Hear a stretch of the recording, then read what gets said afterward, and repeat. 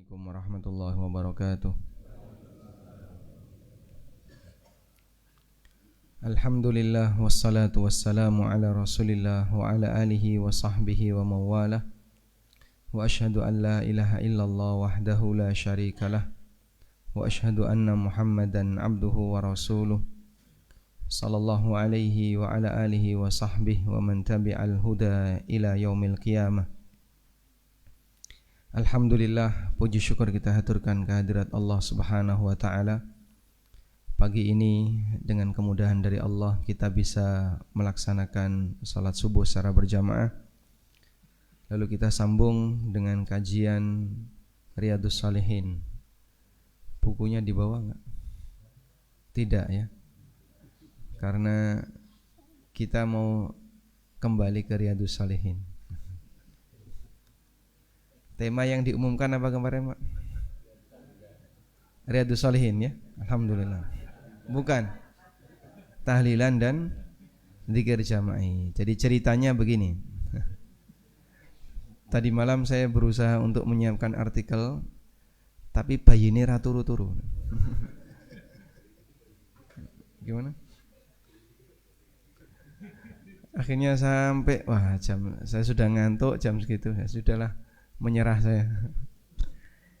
Sehingga langsung saya hubungi tim, besok kita Riyadhus Shalihin saja. Insyaallah kalau masih dikehendaki kita akan membahas tentang zikir jama'i dan tahlilan seperti yang sudah kita rencanakan, insyaallah. Alhamdulillah. Jadi ini cooling down dulu. Daripada tegang terus mending tenang. Bapak, mboten saya kundur, Pak. Baik. Sekarang kita buka Riyadhus Shalihin. Kita mau baca hadis nomor 158. Jadi sudah 150-an hadis kita belajar Riyadhus Shalihin per pekan ya. Ini kalau dihafal itu udah luas, Masya Allah, udah banyak hadis yang kita hafal. Cuman kita hanya membaca dan tidak menghafal. An Abi Hurairah radhiyallahu anhu anna Rasulullah sallallahu alaihi wasallam qaal, Rasulullah sallallahu alaihi wasallam bersabda, kullu ummati yadkhulunal jannah illa man aba. Geser. Sebentar.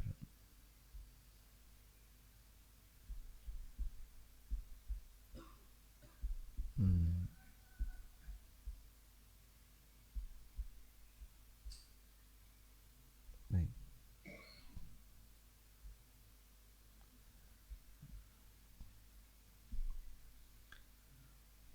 Nabi sallallahu alaihi wasallam bersabda, kullu ummati yadkhulunal jannah, semua umatku akan masuk surga, illa man aba, kecuali yang enggak mau.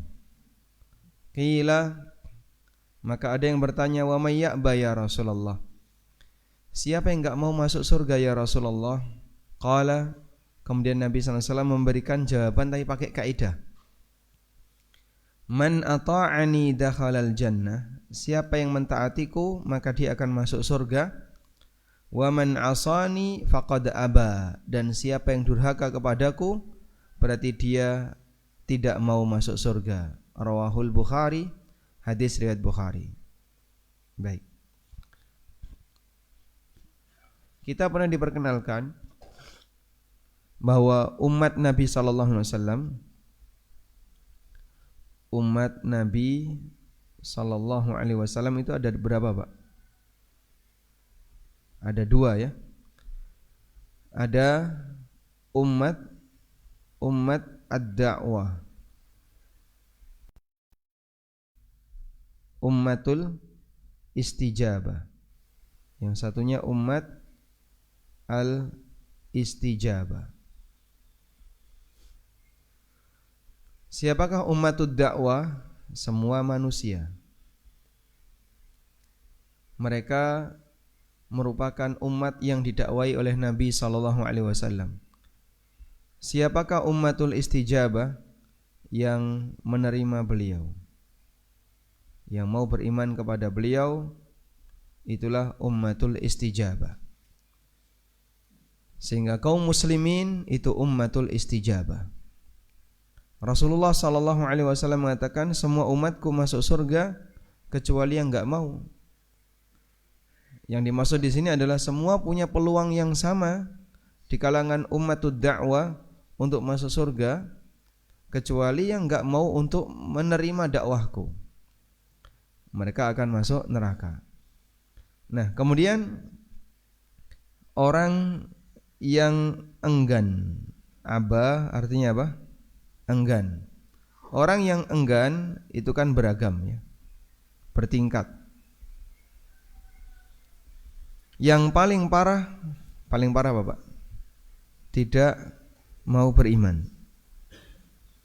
Kalau sampai pada titik tidak mau beriman atau meninggalkan perbuatan yang merusak iman, meninggalkan perbuatan yang menghilangkan iman, ini neraka abadi. Karena dia tidak mau beriman. Yang kedua, tidak mau, namun yang sifatnya tidak sampai menghilangkan iman, tidak mau melakukan yang wajib. Nah, ketika dia tidak mau melakukan yang wajib, maka bisa jadi jika tidak diampuni oleh Allah akan terancam dengan neraka jika tidak diampuni. Ada yang tidak mau melakukan yang sunnah dan seterusnya. Intinya semakin jauh dari apa yang diajarkan Nabi SAW, maka peluang orang untuk bisa lebih cepat masuk surga semakin kecil. Sehingga kita berjuang bagaimana untuk bertahan jadi mukmin sampai mati dan istiqomah melakukan yang wajib sampai mati. Baik, kemudian beliau bersabda, hadis yang keempat, nomor 159 dalam urutan Riyadhus Shalihin. An Abi Muslim, dari Abu Muslim, wakila Abi Iyas, Salamah ibni Amr ibn al-Aqwa radhiyallahu anhu, beliau bercerita, anna rajulan, ada orang yang akala inda Rasulillah sallallahu alaihi wasallam bishimalihi, ada orang yang makan di dekat Nabi sallallahu alaihi wasallam dengan menggunakan tangan kirinya. Faqala, lalu Nabi sallallahu alaihi wasallam mengingatkan, qul biyaminik, makanlah dengan tangan kananmu. Qala, kemudian orang itu mengatakan, la astati, aku enggak bisa. Qala, kemudian Nabi sallallahu alaihi wasallam bersabda, lastata'ta, ya memang ra iso tenan. Oh nek ngono ra iso tenan. Ma mana'ahu illal kibr. Dia tidak mau ganti tangan, itu kondisinya adalah latar belakangnya karena sombong. Sombong di sini definisinya apa, Pak? Apakah dia menghina Nabi sallallahu alaihi wasallam? Merendahkan Rasulullah sallallahu alaihi wasallam? Tidak. Maksud sombong di sini apa? Menolak kebenaran, menolak nasihat. Dia tahu itu salah, makan tangan kiri itu salah, dia tahu. Nah, saat diingatkan, seharusnya dia tinggal ganti tangan, tapi dia enggak mau. Akhirnya dia bilang, aku enggak bisa. Enggak bisa maksudnya enggak ada kemauan sebenarnya, tapi dia beralasan, mulutnya bilang apa? Enggak bisa. Akhirnya dikatakan Nabi sallallahu alaihi wasallam, lastata'ta, wa nek ngono ra iso tenan. Dan doa beliau mustajab, fama rafa'aha ila fihi. Begitu didoakan Nabi sallallahu alaihi wasallam seperti itu, seketika tangannya ini enggak bisa dinaikkan ke atas, langsung lumpuh di tempat. Hadis riwayat Muslim, dan ini salah satu di antara bukti bahwa orang yang meninggalkan sunnah Nabi SAW terkadang dikasih hukuman kontan ketika di dunia, dengan kondisi dia meninggalkan sunnah itu padahal tahu, tapi dia tidak mau berubah, sementara pertimbangannya hanya karena malas untuk melakukannya. Nah, baik. Selanjutnya, apa hukum makan pakai tangan kanan? Wajib. Wajib atau bukan wajib? Wajib. Kenapa? Ada perintah. Di sini ada perintah. Kul biyaminik. Makan dengan tangan kananmu. Di hadis yang lain, Rasulullah sallallahu alaihi wasallam menyebutkan tentang kebiasaan setan. Inna syaitana ya'kulu bishimalihi. Sesungguhnya setan makan dengan tangan kirinya. Wa yashrabuna bishimalihi. Dan mereka minum dengan tangan kirinya. Maka kita diperintahkan untuk tidak niru setan. Meniru yang dilarang. Kapan orang dilarang untuk meniru? Semua dilarang meniru dengan semua makhluk yang lebih rendah daripada kita. Semua makhluk yang lebih rendah. Kalau itu jadi kebiasaan makhluk yang lebih rendah, siapa saja Pak? Setan, orang kafir, binatang, terus orang jahat, dan seterusnya.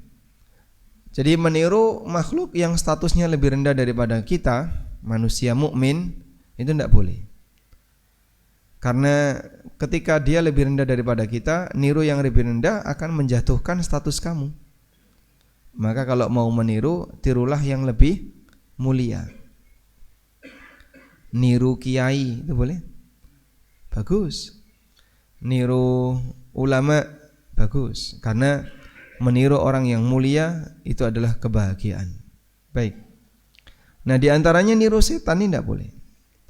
Makanya kalau ada perbuatan yang itu menjadi kebiasaan setan dan tidak ada manusia yang tahu kecuali melalui jalur nubuwah, melalui jalur kenabian, maka Nabi sallallahu alaihi wasallam menginformasikan ini kebiasaan setan, ini kebiasaan setan, ini kebiasaan setan. Niru mereka hukumnya dilarang. Sekarang coba kita sebutkan beberapa kebiasaan setan. 1. Makan tangan kiri, minum tangan kiri. Yang kedua, tidak tidur siang.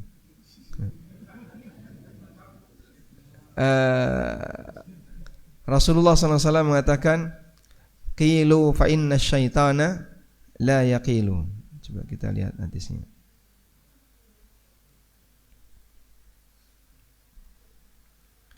Qilu fa inna syaitana la taqilu.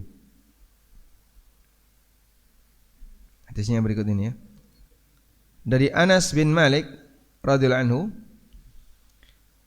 Hadisnya diriwayatkan oleh Ibnu Hibban, Abu Nuaim, At-Tabrani dan yang lainnya.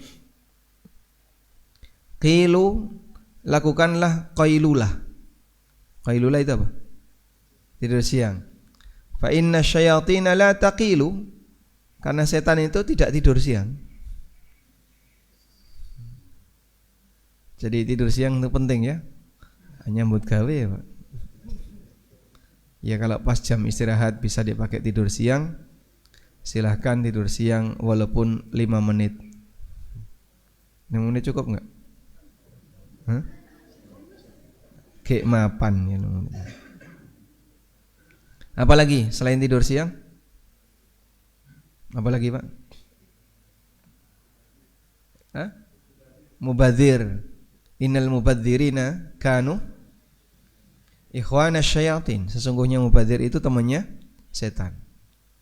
Setan itu suka duduk di tempat yang terbelah antara kena teduh dengan kena panas. Jadi misalnya ada balkon begitu, kena matahari, bawahnya kan ada garis. Nah, dia senang duduk di situ. Setan juga senang pakai satu sandal. Jadi kalau jalan sandalan satu, yang satunya enggak sandalan.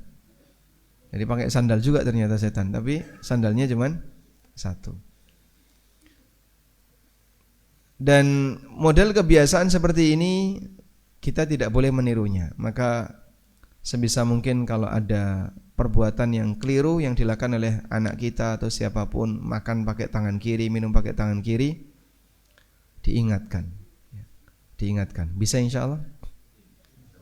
Siapa yang diingatkan makan pakai tangan kiri? Anak kecil ya. Sing gede sakarepe. Sehingga kalau orang dewasa diingatkan itu kadang gak mau. Pak pakai tangan kanan pak. Gak apa-apa. Bukan gak apa-apa gitu. Karena ini hal yang buruk. Mungkin dari sesi yang sederhana saja kita sudah bisa melihat bagaimana karakter orang itu. Salah satu di antara cara yang bisa menilai gaya manusia itu makan. Cara makan antara orang tawadhu dengan orang yang tidak punya sifat tawadhu itu seperti langit dan sumur, Pak. Kelihatan sekali. Makanya di antara identitas seorang muslim yang baik itu bagaimana cara dia makan. Karena itu Nabi SAW ketika makan beliau bilang apa? Inni akulu kama yakulul abdu. Aku itu makan sebagaimana gayanya budak ketika makan. Jadi beliau kalau makan itu menampakkan ketawaduan. Posisi kaki Nabi SAW ketika makan gimana? Coba dicontohkan, Pak. Seperti ini ya. Tolong di video.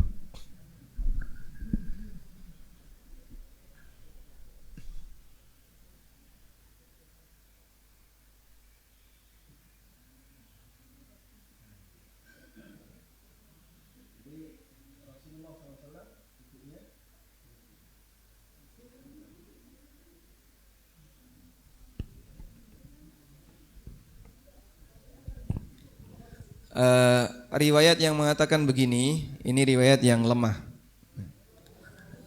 Jadi yang benar Nabi SAW ketika makan itu duduk bersimpuh seperti ini. Sampai pernah beliau ketika ditawari oleh Aisyah, "Mbok pakai kursi biar makannya nyaman." "Enggak ya Aisyah." Lalu beliau nunduk begini sampai hampir sujud. "Saya makan seperti gayanya budak." Nah, jadi makannya begini. Kayak gini sopan enggak duduk kayak gini, Pak? Sopan ya? Jadi makannya duduknya duduk anteng, sopan, bukan ongkang-ongkang.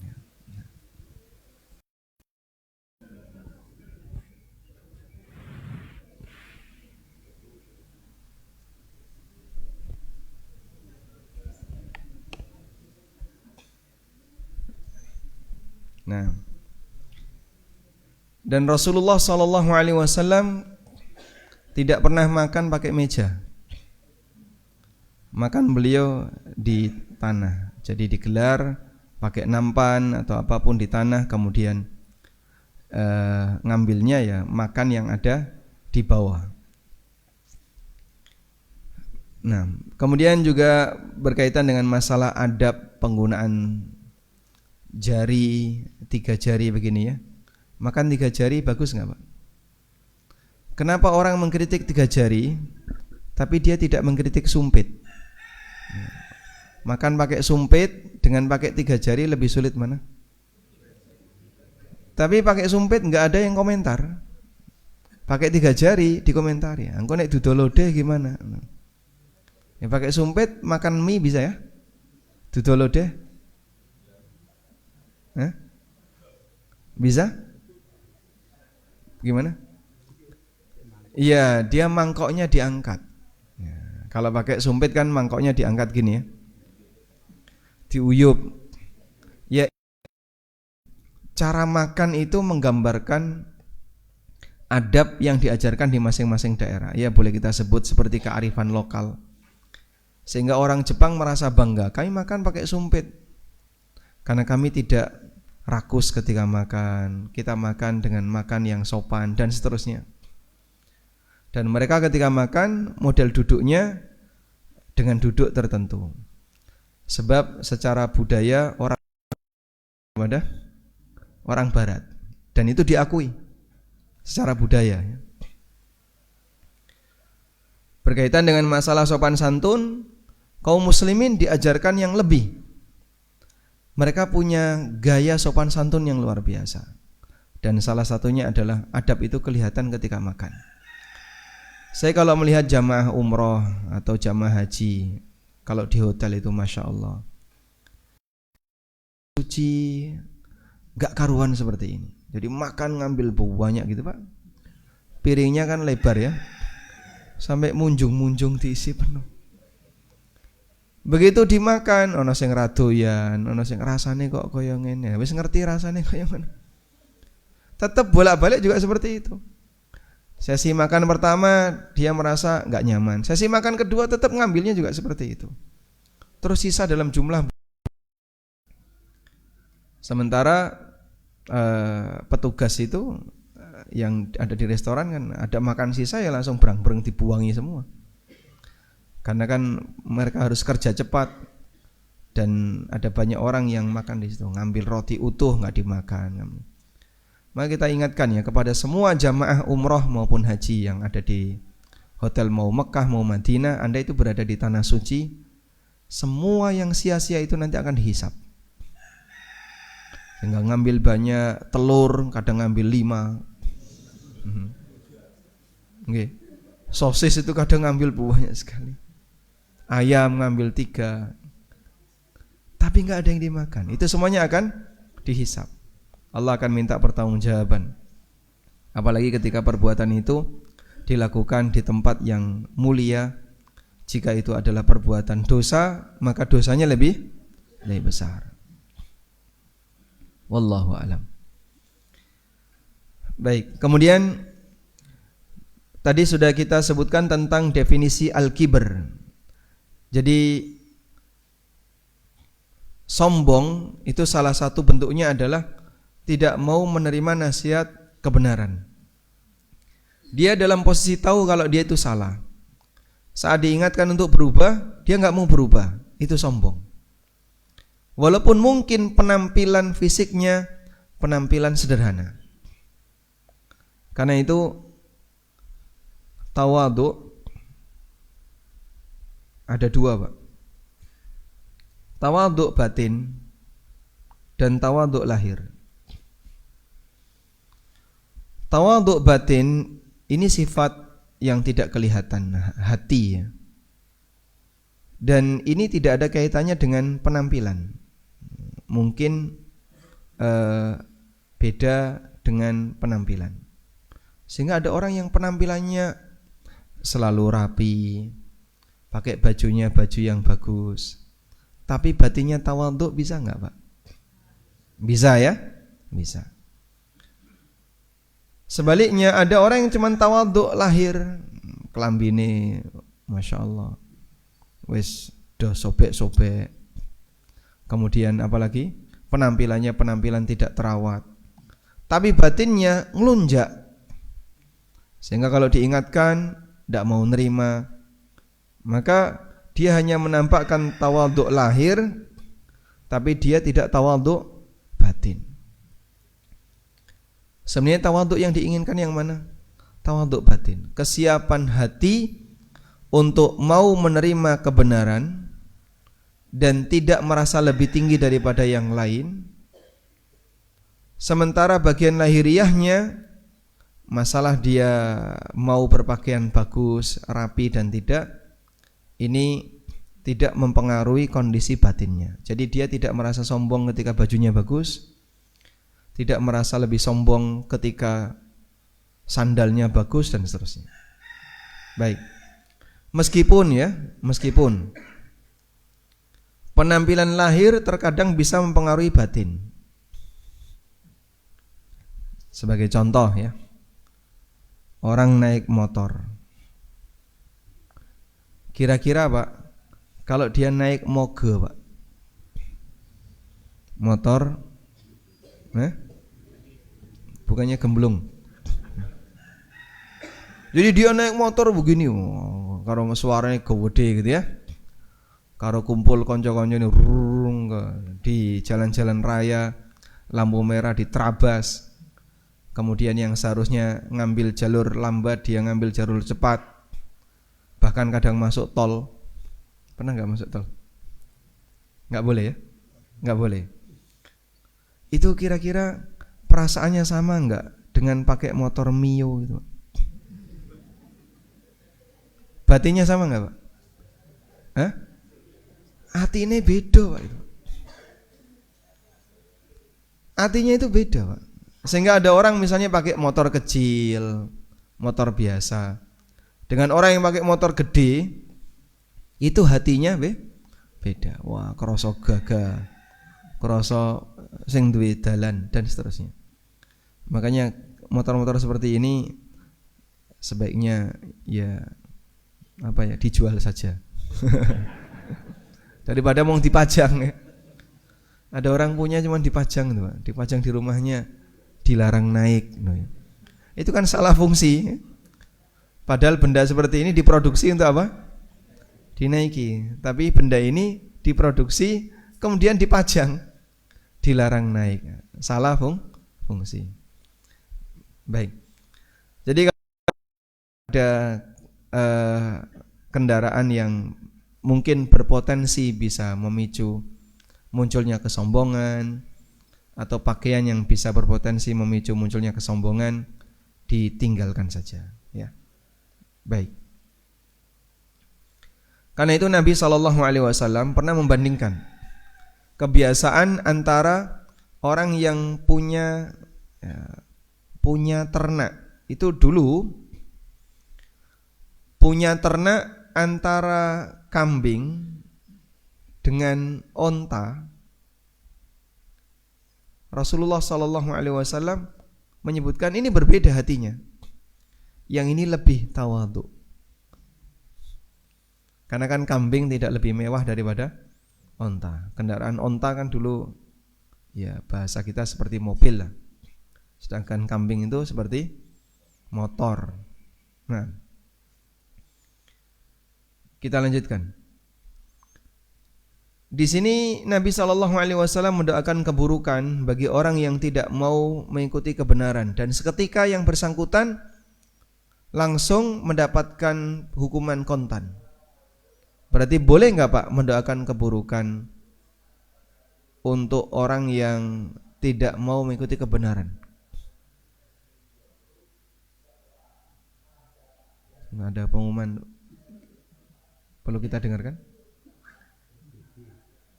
Oh, PBB. Baik, kita lanjutkan ya. Bolehkah kita mendoakan keburukan orang yang tidak mau mengikuti kebenaran? Hadis ini salah satu di antara dalil bolehnya itu. Walaupun tidak semua dilakukan demikian. Kadang Nabi SAW seperti sikap beliau kepada penduduk Taif. Waktu beliau berdakwah ke Taif kemudian dilempari batu sampai berdarah-darah kakinya. Didatangi oleh malaikat. Ini adalah malaikat gunung. Wahai Muhammad, kau boleh perintahkan dia, kalau kau mau, dia akan angkat gunung ini untuk ditimpakan kepada penduduk Taif. Padahal Taif isinya adalah perbukitan, kanan kirinya gunung. Tapi Rasulullah SAW beliau tidak melakukan itu. Di posisi beliau sangat kecewa. Sampai beliau pernah ditanya oleh Aisyah radhiyallahu anha, pada peristiwa apa Anda itu ketika berdakwah paling menyedihkan? Yang diceritakan itu peristiwa Taif itu, di mana beliau berdakwah sudah tidak diterima. Kemudian beliau minta kepada orang itu, tolong diam ya, jangan diviralkan. Tapi malah dia memviralkan. Akhirnya orang-orang pada keluar dan mengusir beliau dengan cara dilempari batu. Padahal Nabi SAW berangkat ke Taif itu naik apa Pak? Jalan kaki. Kenapa jalan kaki?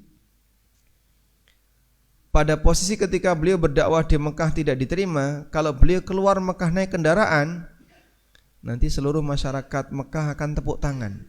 Muhammad sudah putus asa, dia minggat. Maka untuk menghilangkan suasana itu, beliau jalan kaki. Berapa kilo? Mekah Taif? Sekitar 70 kilo. Jalan kaki. Gimana Pak? Sampai 100 ya. Jadi Dengan jarak segitu Rasulullah SAW jalan kaki dan medannya perbukitan. Ya, kalau Bapak ke Taif yang bukan naik bis ya, kalau naik bis nggak kelihatan. Kalau yang nggak naik bis, naik Hiace atau naik mobil kecil itu akan melewati medan perbukitan ya, kayak Bapak ke puncak atau kemana itu jalannya likak-likuk gini. Masya Allah. Sehingga kalau kita lihat bagaimana Rasulullah SAW, tapi beliau bersabar dan beliau mengatakan la'allallaha yukhriju min aslabihim may ya'budullaha wa la yusyriku bihi syai'a.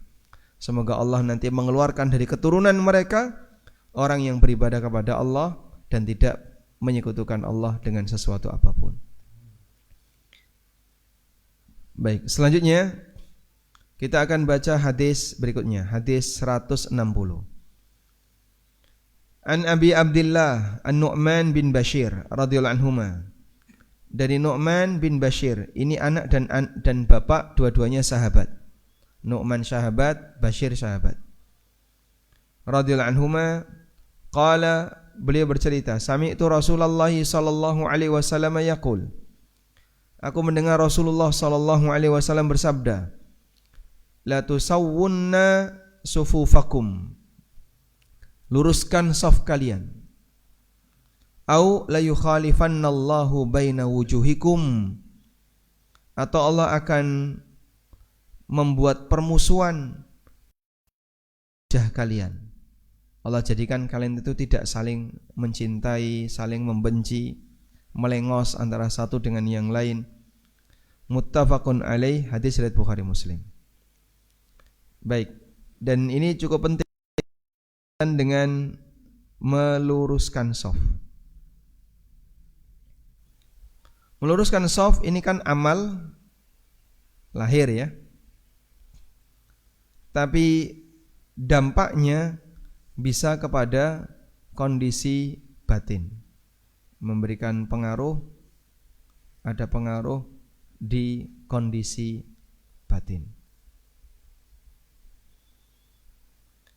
Sehingga ketika Nabi SAW perintahkan luruskan shaf, dan itu amal lahiriah, beliau tunjukkan ketika kamu melakukan ini, kau akan punya pengaruh batin, bisa saling mencintai, bisa saling akrab, nyaman ketika berinteraksi. Hanya berawal dari merapikan shaf ketika sholat.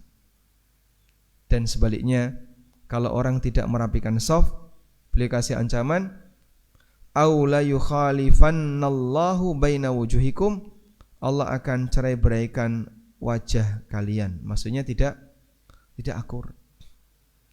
Sehingga ketika sholat shafnya ada yang maju dikit, ada yang mundur dikit, ini enggak benar. Seharusnya gimana? Lurus. Alhamdulillah sudah ada garis, itu kalau bisa dimanfaatkan sebisa mungkin ya. Cara meluruskan shaf gimana, Pak? Tumitnya, bukan ujung depan kakinya. Karena kalau tumit itu pasti seragam. Kalau ujung kaki, ini yang dawa, ini yang pendek. Pertanyaan sekarang,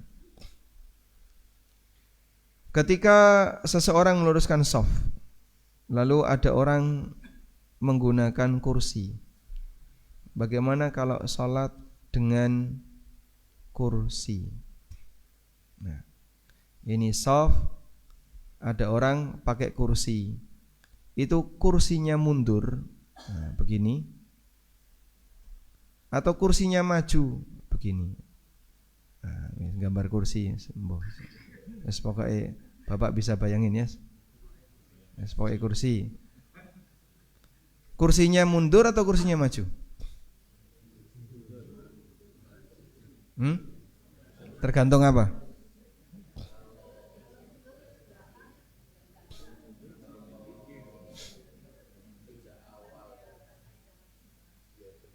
Kalau sejak awal dia berdiri,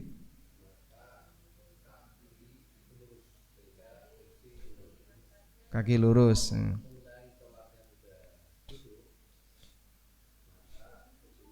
Masya Allah, ahsan, dapat hadiah. Masya Allah. Hadiahnya ada nggak, Pak? Nanti boleh minta takmir ya. Hah? Oh, minta izin. Oh, silakan. Masya Allah. Diizinkan. Baik. Jadi berkaitan dengan orang yang sholat pakai kursi, yang diluruskan itu apanya, Pak? Kakinya atau kepalanya? Kakinya atau kepalanya? Kaki, bukan kepalanya. Nah, kalau dia sholat dari awal duduk, sudah nggak bisa berdiri sama sekali. Begitu sholat ya dari takbiratul ihram sampai salam duduk terus. Baik, berarti posisi kaki dengan posisi kepala selisih jarak paha, ya. Selisih. Pertanyaannya, yang diluruskan kakinya atau kepalanya? Kepala. Yang diluruskan kepalanya. Maka beliau sholat kursinya maju, ya, lurus dengan shaf, agar nanti ketika duduk kepalanya lurus dengan makmum kanan kirinya. Yang kedua, jika beliau sholat awalnya berdiri, saya masih bisa berdiri, tapi nek kon ruku jungkel, sujud medun nanti ra iso tangi, maka beliau duduk di saat mulai ruku. Ketika duduknya mulai ruku, berarti kepalanya lurus itu acuannya saat ruku sujud atau acuannya saat berdiri? Saat berdiri. Sehingga ketika acuannya saat berdiri, maka beliau sholatnya kursinya agak belakang, agar ketika berdiri bisa lurus dengan samping kanan dan kirinya, sehingga tidak jorok maju. Nah, ada kasus lagi. Nah, kalau kursinya agak belakang kan ganggu belakangnya. Jika ganggu belakangnya berarti disesuaikan. Yang sholat bawa kursi, cari tempat yang kira-kira belakangnya nggak dipakai. Contohnya di pinggir. Atau yang belakangnya ada tiang. Ini Pak ada tiang, jaraknya tinggal sekian, nggak dipakai. Nah, bisa nyari tempat itu. Nah, masih ada kasus lagi. Bagaimana kalau softnya belum penuh? Atau yang bersangkutan datangnya telat, sehingga tidak bisa nata kursi tepat di situ. Kalau demikian, jika dipastikan akan ada orang di belakangnya, maka sebaiknya kursinya maju. Tapi kalau dipastikan nggak bakalan Pak ada orang di belakang, sholat duhur ya wong telu. Oh, jangan dikira nanti soft kedua itu do gruduk do teko. Nah, itu keajaiban. Di Assalam sholat duhur berapa soft? 1 atau 2? Yang putri 1, yang putra 2. Alhamdulillah masih bisa 2 soft. Jadi kalau dalam posisi 2 soft, yang soft kedua kan nggak penuh ya. Yang soft 2 nggak penuh, maka beliau mungkin agak ke tepi, sehingga memastikan insya Allah Bapak aman di sini tidak pernah lebih dari. Nah, jadi kursi mundur tidak akan ganggu orang di belakangnya. Baik, kemudian Nabi SAW juga ngasih ancaman dalam hadis berikut ini. Wa fi riwayatin li Muslimin, dalam riwayat Muslim, kana Rasulullah sallallahu alaihi wasallam yusawwi sufufana. Rasulullah sallallahu alaihi wasallam meluruskan saf kami hatta ka'annama yusawwi bihal kidah, seperti beliau meluruskan al-kidah. Al-kidah itu anak panah. Sehingga orang kalau bikin anak panah, kayu diserut ya, kemudian dijejer. Tujuannya apa dijejer? Untuk memastikan besarnya sama, panjangnya sama. Sebab orang narik panah itu punya standar. Anak panah saya seperti ini, berarti saya harus narik sekian. Itu kalau nggak seragam, nariknya jadi nanti nggak karuan. Beliau gambarkan seperti orang menjejer anak panah, dibuat rapi. hatta idza ra'a anna qad aqalna anhu. Sampai satu ketika beliau merasa bahwa kami sudah paham dengan hal itu, thumma kharaja yauman faqama hatta kada ayyukabbira. Beliau satu ketika datang untuk jadi imam, begitu mau takbir, fara'a rajulan badiyan sadra. Beliau melihat ada orang yang dadanya agak maju. Badiyan sadruhu, beliau melihat ada orang yang dadanya agak maju. Faqala, lalu beliau ingatkan, ya ibadallah. Langsung ditegur ya. Wahai hamba Allah, la tusawwunna sufufakum aw la yukhalifannallahu baina wujuhikum. Luruskan saf kalian, atau kalau tidak Allah buat kalian bermusuhan. Amal lahir bisa memberikan pengaruh bagi batin. Dan ini penting ya. Oleh karena itu jangan remehkan masalah kerapian saf. Kalau kita pingin hidup guyub rukun agawe santoso, maka berusahalah untuk merapikan saf ketika setiap salat jamaah. Wallahu a'lam. Baik, satu lagi ya. Ada info lelayu.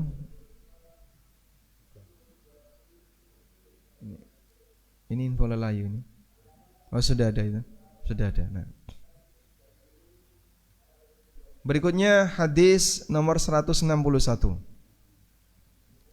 Dari Abu Musa al-Ash'ari radhiyallahu anhu. Siapa nama asli Abu Musa? Abdullah bin Qais. Beliau bercerita, ihtaraqa baitun bil Madinah. Ada rumah yang kebakaran di Madinah. Ala ahlihi minal lail, di waktu malam, sampai korbannya, sampai penghuninya itu meninggal, jadi korban.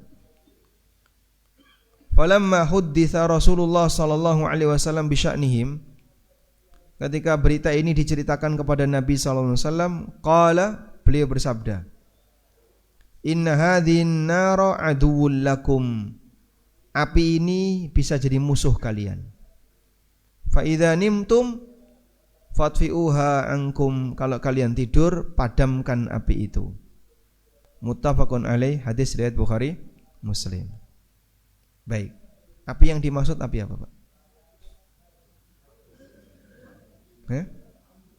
Semua jenis api yang ada di rumah, baik api di pawon, api di lampu sentir. Sehingga orang dulu mereka tidak punya lampu seperti kita, lampu-lampu sentir, dan Nabi SAW perintahkan sebelum tidur matikan. Maka orang dulu kalau tidur gelap gulita. Aisyah radhiyallahu anha pernah kehilangan Rasulullah SAW. Jadi ngelilir, suaminya nggak ada di sampingnya. Gegerayangan. Gerayang-gerayang itu bahasa Indonesianya apa? Di tangan beliau mencari Nabi SAW, meraba-raba. Dan kata Aisyah, wal baitu yauma idzin laisa lahul misbah. Ketika itu di rumah tidak ada lampu. Jadi Nabi SAW kalau sholat, beliau gelap-gelap, dan sampai istrinya kehilangan suami itu nggak kelihatan, sehingga meraba-raba kemudian menyentuh kaki Nabi SAW. Apakah berlaku untuk lampu seperti ini? Nah, maka hadis ini kita pahami sesuai konteksnya, sehingga kalau kita tidur waktu malam di rumah, Pak, kadang kan dinyalakan satu lampu ya, dinyalakan satu lampu. Tujuannya apa? Biar tidak gelap gulita. Boleh nggak, Pak, seperti itu? Boleh. Karena bukan syarat harus mati semuanya. Sementara ini kaitannya dengan masalah api. Sehingga pastikan Bapak Ibu sekalian kalau belum tidur, sebelum tidur ya, kalau mau tidur kompor mati. Pastikan ya. Kalau lagi bakar-bakar sampah di musim yang tidak hujan, pastikan mati. Tujuannya adalah agar tidak terjadi yang tidak diinginkan. Wallahu a'lam. Demikian, semoga yang kita sampaikan ini bermanfaat. Selanjutnya kita kembalikan ke Pak Keli. Monggo Pak Keli. Monggo silakan. Mikrofon. Boleh ke belakang.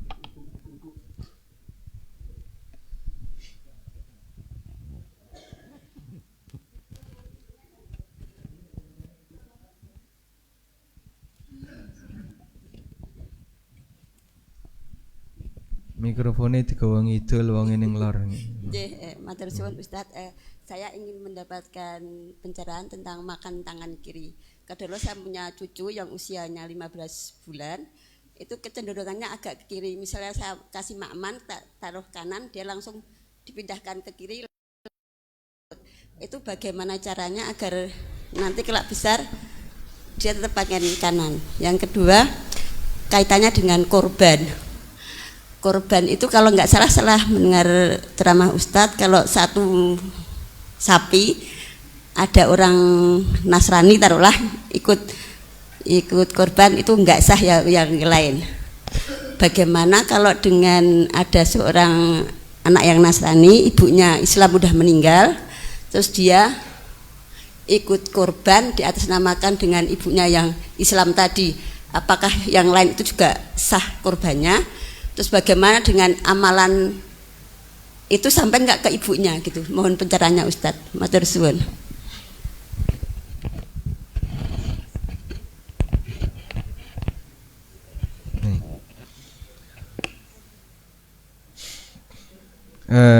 Coba kita baca ini ya.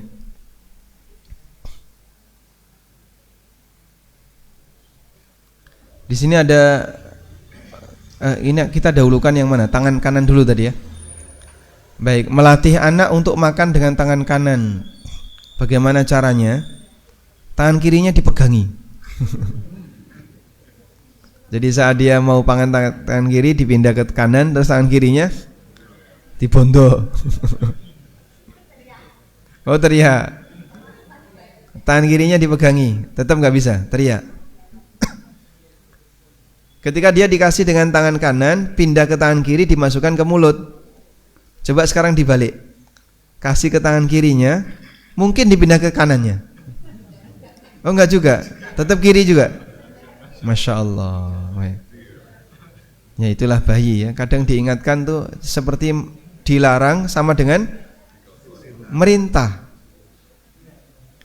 Sehingga hampir semua anak kecil ketika dilarang seperti merintah. Makanya mengenai teknis orang tuanya mungkin lebih paham ya. Intinya kita didik yang bersangkutan sejak kecil bagaimana agar bisa lebih rapi, baik ketika makan, ketika minum, ketika berpakaian, ketika masuk toilet. Kita ajari mereka ya. Walaupun nanti yang sudah jadi tua-tua ini kadang nggak sopan ya, dan tidak beraturan. Sering sekali kita lihat ada orang makan pakai tangan kiri dan sepertinya nggak ada beban. Diingatkan pakai tangan kanan, ya nggak langsung berubah. Gitu ya. Kalau orang kidal itu gimana? Kalau kidal, kalau stroke beda lagi ya, beda lagi. Kalau kidal kan tidak stroke ya, cuman orientasinya aja, kecenderungan dia dominan kiri. Baik, Bapak kidal enggak Pak? Pak Budi tidak kidal. Coba makan pakai tangan kiri bisa? Bisa. Kita tidak kidal bisa makan tangan kiri. Berarti orang kidal bisa makan saja. Saya makan tangan kiri bisa. Bapak yang tidak kidal makan tangan kiri bisa? Bisa. Berarti orang kidal makan tangan kanan bisa. Ya, sehingga jangan jadikan alasan ya. Nah, kecuali kalau stroke, tangan kanannya nggak bisa diangkat. Ada yang stroke sebelah kanan, sehingga kalau salaman itu diangkat pakai tangan kiri. Kalau makan, ya dia nggak bisa, akhirnya bisanya tangan kiri, tidak masalah. Itu udzur, sebagaimana orang tidak punya tangan. Kemudian yang kedua, bagaimana dengan iuran non muslim untuk ikut kurban sapi. Kalau non muslim ikut kurban kambing, misalnya dia daftar, saya ikut kurban kambing, boleh diterima enggak? Boleh, silakan diterima. Dan sampaikan kepada yang bersangkutan, nanti kambing Bapak akan kami sembelih pertama kali. Kita sembelih sebelum subuh, Pak. Masya Allah. Sebelum subuh sudah disembelih. Gimana, Pak? Sehingga kurban Bapak atau kambing Bapak nanti kita jadikan sebagai makan-makan hidangan pertama ketika kami pulang sholat Id. Masya Allah. Yang lain belum kita sembelih, kambing Bapak sudah kita sembelih. Itu kan istimewa ya. Makanya kalau bisa jangan seekor, Pak.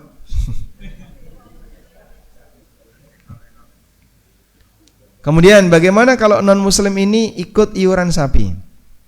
Coba kita baca keterangan Ibnu Qudamah. Wa jumlatuhu annahu yajuzu ay yashtarika fit tadhiyah bil badanah awil baqarah sab'atun. Diperbolehkan untuk iuran dalam kurban sapi sebanyak 7 orang. Wajiban kana au tatawwu'an. Baik kurban wajib maupun kurban sunnah. Kurban wajib itu misalnya nazar, itu kurban wajib. Terus beliau mengatakan seperti ini, sawaun kanu mutaqarribin au yuridu ba'duhumul qurbah wa ba'duhum al-laham. Baik semuanya punya niat kurban atau sebagian punya niat kurban dan sebagian niatnya hanya ngambil daging. Misalnya, saya mau punya acara walimah, engko nek mulai haji ya, biar satuku daging, aku tak melu urunan sapi. Kalau beli seekor sapi sendirian kan berat. Aku tak melu urunan sapi. Tapi tidak ada niat kurban. Niatnya cuman, tolong nanti jatah saya diantar ke rumah. Saya tidak ada niat kurban, cuman pengen dagingnya. Jadi tidak diporo telu, Pak, tidak dibagi 3. Khusus orang ini kasihkan semua. Beliau cuman bayar biaya admin, biaya kelet, ya, biaya penanganan kurban, tapi semua jatahnya 1/7 sapi kasihkan. Sehingga mungkin beliau dapat jatah lebih banyak. Kalau yang lain kan 1/7 dibagi 3. Jadi 1/21 ya. Shahibul kurban sapi hanya dapat berapa? 1/21. 1/7 dibagi 3. Wa bihadza qala Asy-Syafi'i, dan ini pendapat Imam Asy-Syafi'i. Wa qala Malikun, sementara Imam Malik mengatakan la yajuzul ishtiraku fil hadyi, tidak boleh ada iuran dalam al-hadyu. Al-hadyu itu dam tamattu. Wa qala Abu Hanifah yajuzu lil mutaqarribin wa la yajuzu idza kana ba'duhum ghairu mutaqarrib li'anna dzabha wahid. Abu Hanifah mengatakan semuanya harus orang-orang yang punya niat kurban. Kalau ada salah satu yang tidak punya niat kurban, enggak boleh, karena nyembelihnya itu cuma sekali. Sapi ini iuran 7 orang. Oh, sembelih ping 7, ya ora ono cerita. Sembelihnya berapa kali? Sekali. Fala yajuzu an takhtalla niyatul qurbah fihi. Maka tidak boleh ada yang tidak punya niat kurban untuk seekor sapi ini. Baik. Nah, dari sini berarti kita bisa simpulkan kalau menurut pendapat Imam Asy-Syafi'i yang membolehkan tadi dalam iuran itu kalaupun ada yang punya niat enggak kurban boleh. Misalnya ya, Pak Bayu ya, buka shop sapi ya. Namanya sate apa, Pak? Sate Sugih. Isinya daging tok. Lawannya sate kere, gaje semua. Terus beliau ikut iuran sapi. Kalau beliau niatnya kurban, lalu dapat jatah nggih? Ya, ini dapat jatah banyak sekali. Tak lebokno warungku, itu boleh enggak? Enggak boleh ya? Enggak boleh. Kenapa? Karena sahibul kurban tidak boleh menjual hasil kurbannya. Orang dodolan bakso, dia ikut iuran kurban, terus dimasukkan ke warungnya, wes ki jatahku dadekno bakso didol.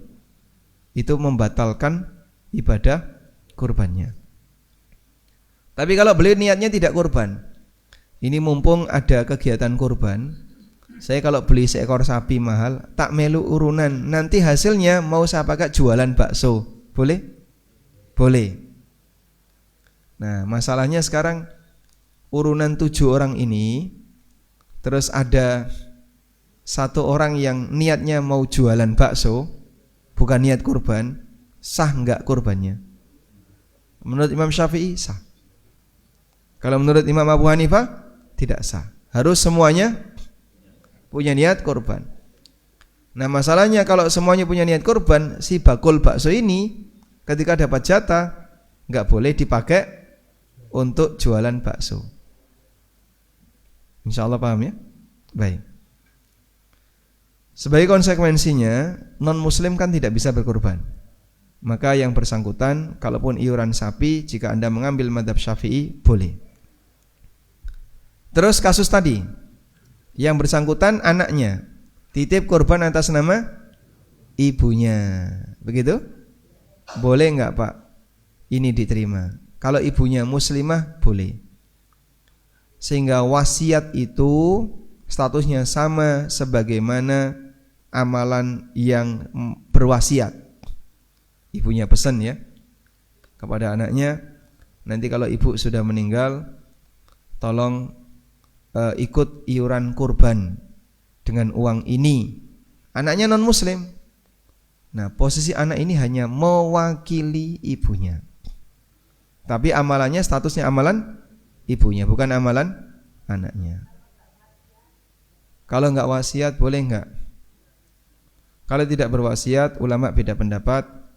Bolehkah menghadiahkan kurban kepada yang sudah?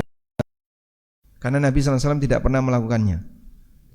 Dan wallahu alam, pendapat yang lebih kuat boleh. Jadi itu ibarat si anak ini menghadiahkan sejumlah uang dijadikan kurban bagi ibunya. Berarti itu amal ibunya, tapi dilakukan atau diwakili oleh sang anak. Ya, meskipun kalau yang bersangkutan non muslim, saya tidak tahu mengenai hukum pastinya. Tapi kalau sesama muslim, anak muslim, ibunya muslim, ada 2 pendapat ulama dalam masalah ini. Wallahu a'lam. Baik, pencekap ya. Demikian, semoga bermanfaat. Wassallallahu ala nabiyyina Muhammadin wa ala alihi wa sahbihi wasallam. Wa akhiru da'wana alhamdulillahi rabbil alamin. Wassalamualaikum warahmatullahi wabarakatuh.